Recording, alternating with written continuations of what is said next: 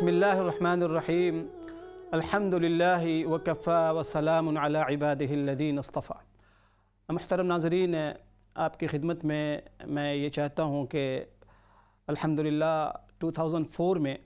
جب میں حج کے لیے حاضر ہوا، حرمین شریفین میں حاضری ہوئی، تو میں اپنی فیملی کے ساتھ گیا تھا، بچوں کے ساتھ۔ تو الحمدللہ وہاں کی نورانیت اور روحانیت کا کیا کہنا، الفاظ میں کیفیات کو بیان نہیں کیا جا سکتا، پھر بھی میں کوشش کروں گا کہ کچھ باتیں آپ کی خدمت میں پیش کروں اور شیئر کروں میں۔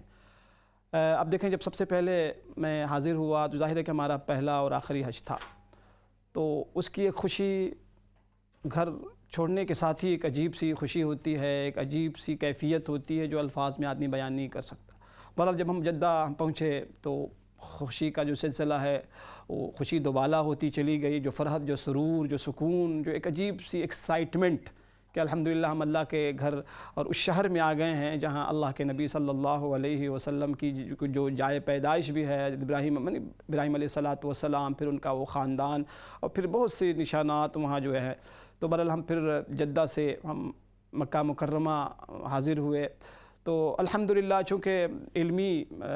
ایک حلقہ ہوتا ہے، ہمارے ماموں ایک تھے مفتی صاحب، تو انہوں نے ہمیں گائیڈ کیا تھا کہ جب مکہ مکرمہ آؤ تو کوشش کرو کہ عمرہ کرنے سے پہلے نا ریلیکس ہو جاؤ۔ ایسا نہیں کہ آپ بس جدہ سے ہوٹل میں آیا اور آتے ہی فوراً، جیسے کہ ہماری عموماً یہ کوشش ہوتی ہے کہ جلدی سے عمرہ کر کے ہم فارغ ہو جائیں۔ تو بہرحال ہمیں، چونکہ وہ شیخ الحدیث نے ماموں ہمارے، انہوں نے سختی سے منع کیا تھا کہ نہیں،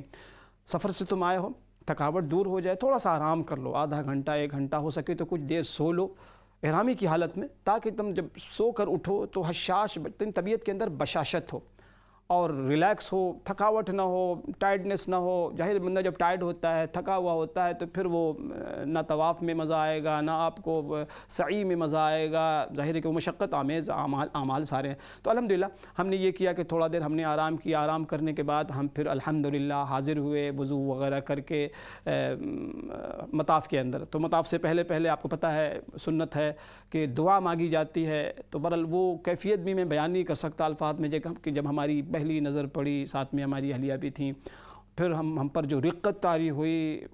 ظاہر کی باتیں بیان نہیں کی جاتی سکتی، لیکن بہرحال تحدیث نعمت کے طور پہ، اور یہ یعنی آپ حضرات کو یہ بتانا اصل مقصود ہے کہ کوشش یہ کیجئے گا کہ اسی انداز سے جو ہے آپ حج ادا کریں کہ آپ پر پوری رقت طاری ہو، اور حج کے اندر جو مناسک ہیں، جو اعمال ہیں، ان کا جو بیک گراؤنڈ ہے، ان کا جو اللہ اکبر ایک فلسفہ ہے، اس کے پیچھے پوری ایک کہانی ہے، آپ کے سامنے ہو وہ قصہ۔ تو بہرحال ہم جب حاضر ہوئے تو سب سے پہلے جو نظر پڑی، ہم نے دعا مانگی اپنے ذوق کے مطابق۔ اس کے بعد پھر ہم نے الحمدللہ ہم نے